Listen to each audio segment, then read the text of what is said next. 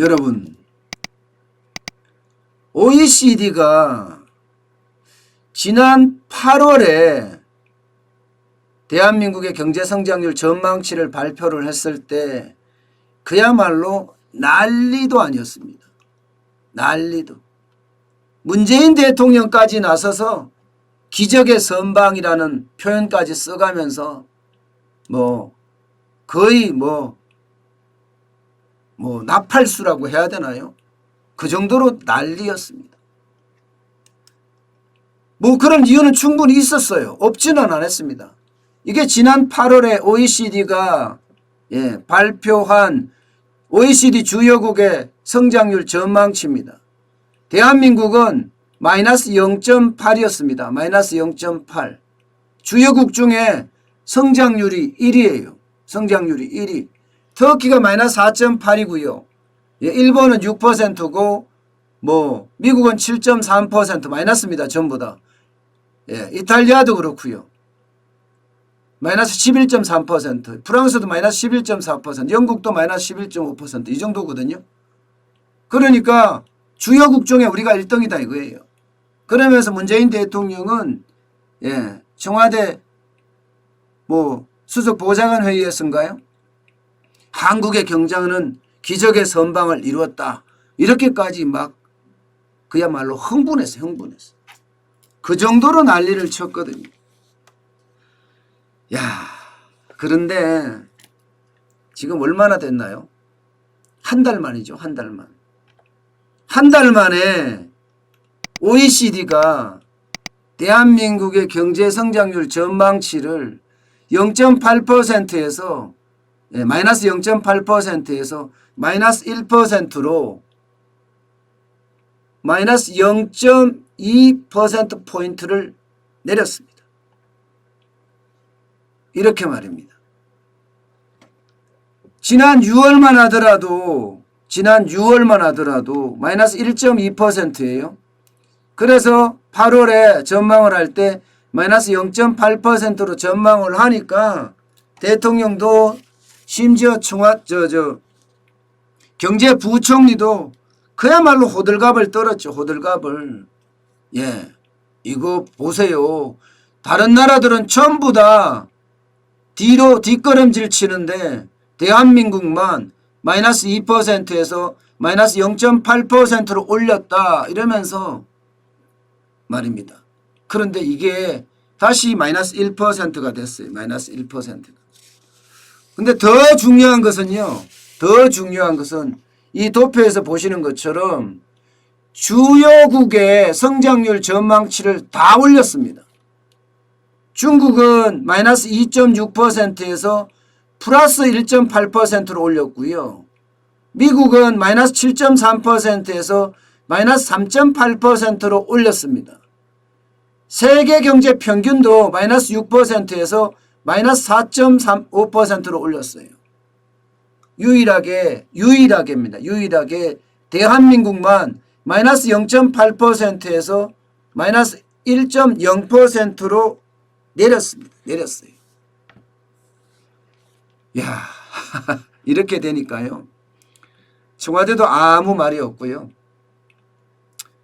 이렇게 사실 6월에서 8월 사이에는 이렇게 달라지니까 막 브리핑한다, 배경도 브리핑한다 난리도 아니었지만 이번에는 조용합니다.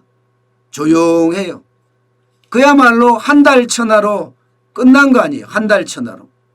한 달 천하로 끝났으니까 더 이상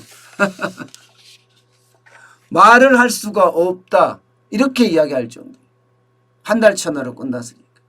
이게 제가 왜 이 내용을 핵심 내용으로 지금 여러분들에게 전해드리나 하면요. 정부가 너무 호들갑을 떤다는 거예요. 정부는 진중하고 그리고 좀 무거워야 됩니다. 특히 대통령은 더 무거워야 돼요. 더 무거워야 돼요. 경제는 바로 국민 생활하고 직격탄을 주기 때문에 아무리 긍정적인 요인이 있다 하더라도 굉장히 제한적으로 말을 하고요. 제한적으로. 있는 대로 그냥 그대로 까발리지 않는다는 이야기예요. 왜냐하면 그 다음은 더 나빠질 수 있는 게 이 경제거든요. 한 달 후를 예측하지 못하기 때문에 굳이 그럴 필요가 없거든요. 그런데 희한하게 우리 경제부총리는 좀 심한 것 같아요. 대통령도 그렇고요. 대통령은 그래도 정치인이다. 뭐 정치인이라 그럴 수도 있겠다. 이렇게 생각할 수 있지만 경제부총리가 이렇게 호들갑을 떠는 것은요. 이거는 진짜 표현을 할 수가 없습니다. 표현을 할 수가. 예. 이 OECD가 보고서를 내면서도요. 보고서에도 어떻게 썼나 하면요. 자, 얼마나 진중한지 한번 말씀을 드릴게요. 주요국 중심으로 최근 코로나19가 재확산하면서 회복 모멘텀이 약해지고 있다. 이렇게 언급했습니다. 주요국 중심으로라고 했어요. 여기에 대한민국이라고 못 박지 않았습니다. 적시하지 않았어요. 이거는 OECD가 어떤 보고서를 발표하면서 그 나라 경제에 타격을 줄 수도 있기 때문에 굉장히 제한적으로 단어를 선택한 겁니다. 이게 굉장히 중요한 이야기예요. 굉장히 중요한 이야기예요. 그런데 청와대나 혹은 기획재정부 같은 경우는 그야말로 막 쓰잖아요. 막.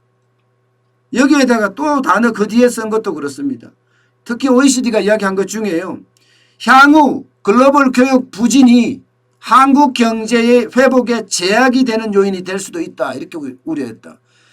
글로벌 교육 부진이 한국 경제의 회복을 제약하는 요인이라고 그랬어요. 제약이라는 말은 굉장히 신중한 단어잖아요. 이것도요. 한국 경제 회복이 어려워질 거다 이렇게 쓰는 것도 아니고 제약이라는 표현까지 아주 신중한 표현을 쓴다는 이야기예요.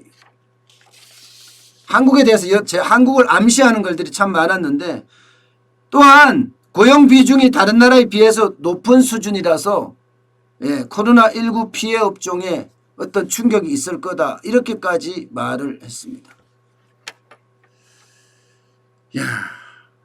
저는 우리 경제가 지금 코로나19의 재확산이 지금 되고 있는 상태잖아요.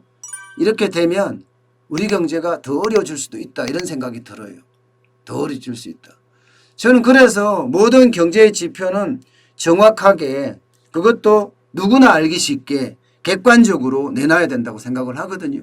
그래야지 정책에 대한 신뢰가 생기고 국민도 정부의 정책, 저도 정책을 그렇게 펴면 제가 이야기할 이유가 없죠.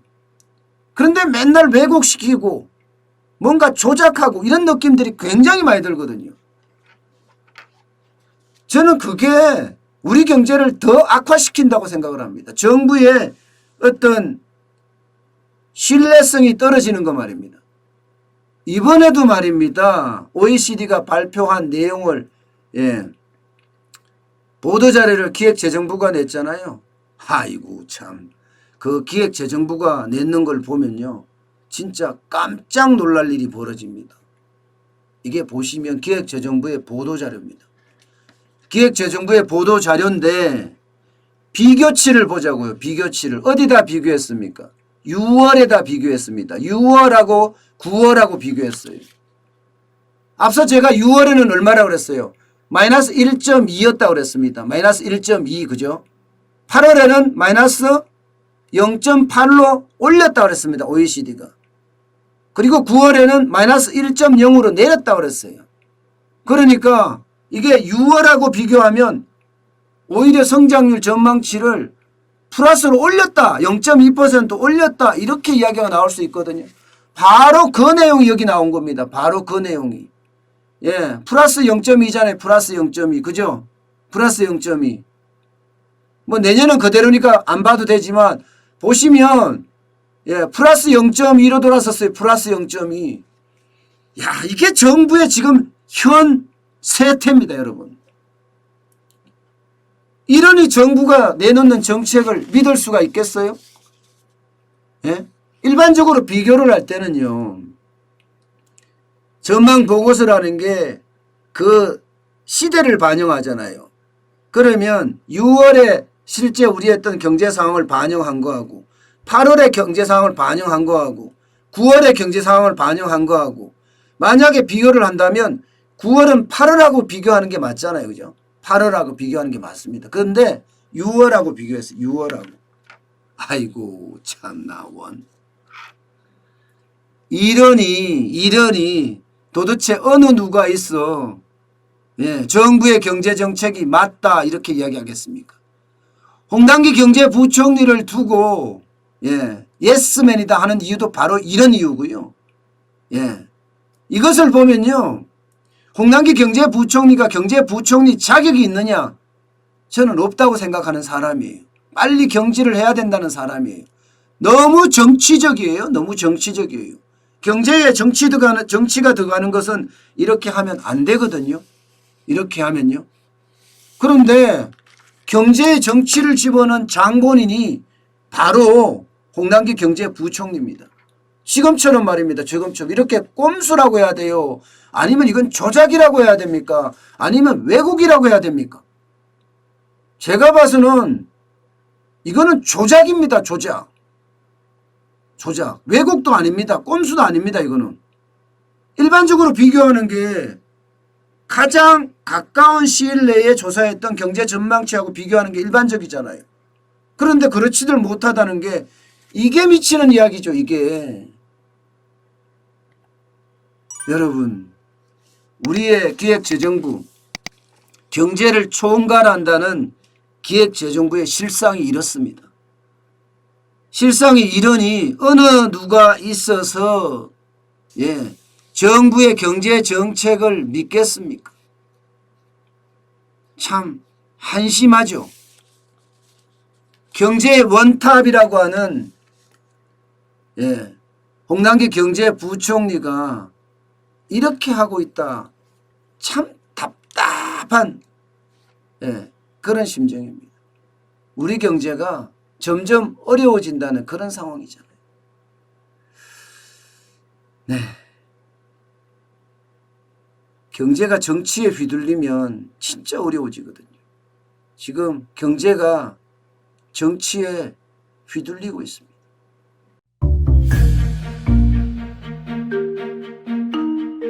세종대왕과 샤넬 넘버5 벤츠 자동차의 최고급 기종인 마이바흐의 공통점을 아시나요? 바로 침향입니다. 침향이란 동남아시아에서 자생하는 침향나무가 상처를 입었을 때 스스로를 보호하기 위해서 분비시키는 침향나무의 진액입니다.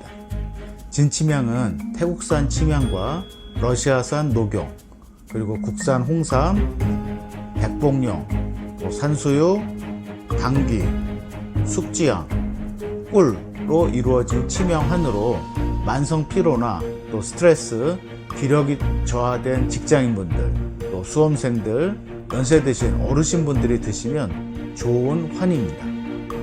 진침향 여러분들께 자신있게 권해드립니다.